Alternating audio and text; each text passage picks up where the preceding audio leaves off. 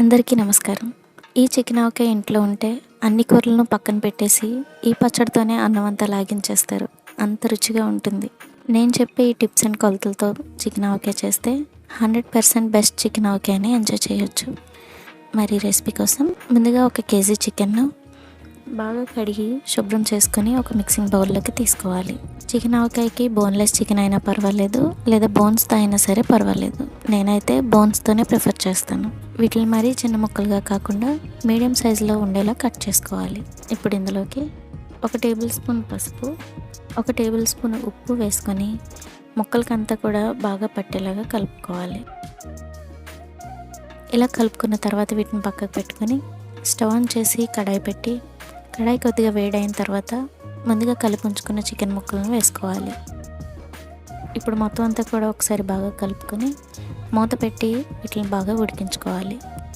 ఇందులోకి అసలు ఒక్క చుక్క కూడా నీరు అన్నది యాడ్ చేయకుండా వీటి నుంచి వచ్చే వాటర్తోనే మొత్తం చికెన్ అంతా కూడా బాగా ఉడికించుకోవాలి. ఇందులో ఒకవేళ వాటర్ యాడ్ చేసి ఉడికించుకుంటే కనుక మనకి చికెన్ అనేది ఎక్కువ కాలం పాటు నిల్వ ఉండదు.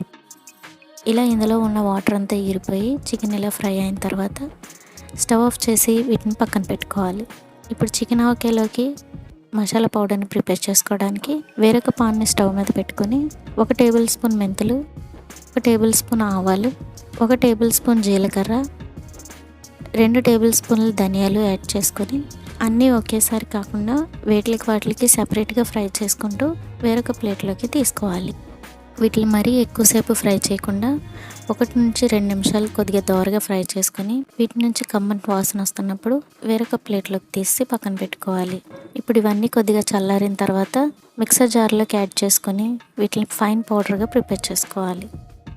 ఇప్పుడు స్టవ్ మీద కడాయి పెట్టుకొని 1/2 లీటర్ వరకు నూనెను యాడ్ చేసుకోవాలి, లేదా కొద్దిగా డీప్ ఫ్రైకి సరిపడా ఆయిల్ని యాడ్ చేసుకొని ఆయిల్ బాగా హీట్ అయిన తర్వాత ముందుగా ఉడికించుకున్న చికెన్ ముక్కలను యాడ్ చేసుకోవాలి.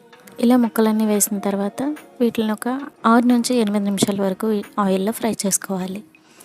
ఈ స్టేజ్లో ముక్కల్ని బాగా డీప్గా ఫ్రై చేసుకుంటే తినేటప్పుడు మనకి చాలా గట్టిగా అయిపోతుంది. కాబట్టి ఇలా గోల్డెన్ బ్రౌనిష్ షేడ్కి వచ్చిన తర్వాత వీటిని వేరొక బౌల్లోకి తీసుకోవాలి.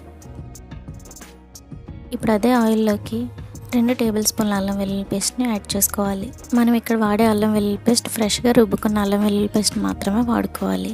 ఎందుకంటే చికెన్ ఆవకాయ అనేది మనకి ఎక్కువ కాలం పాటు నిల్వ ఉండాలి కాబట్టి అన్నీ కూడా ఫ్రెష్గా ఉన్నవి మాత్రమే వాడుకోవాలి. అలాగే అల్లం వెల్లుల్లి పేస్ట్ని ఇలా గోల్డెన్ బ్రౌనిష్ షేడ్ వచ్చేంత వరకు ఫ్రై చేసుకోవాలి, లేకపోతే తినేటప్పుడు పచ్చివాసన వస్తూ ఉంటుంది.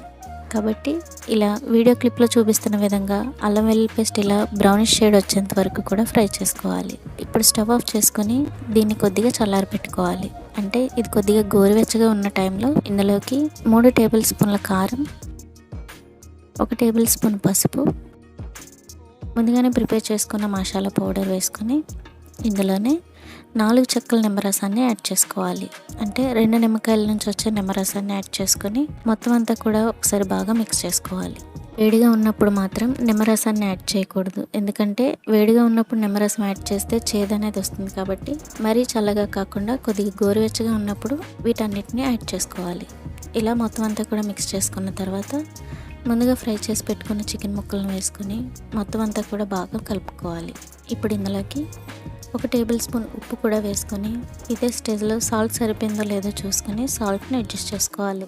ఇప్పుడు మొత్తం అంతా కూడా ఒకసారి బాగా కలుపుకొని ఇదంతా బాగా చల్లారిన తర్వాత ఎయిర్ టైట్ కంటైనర్లోకి యాడ్ చేసుకొని స్టోర్ చేసుకోవాలి.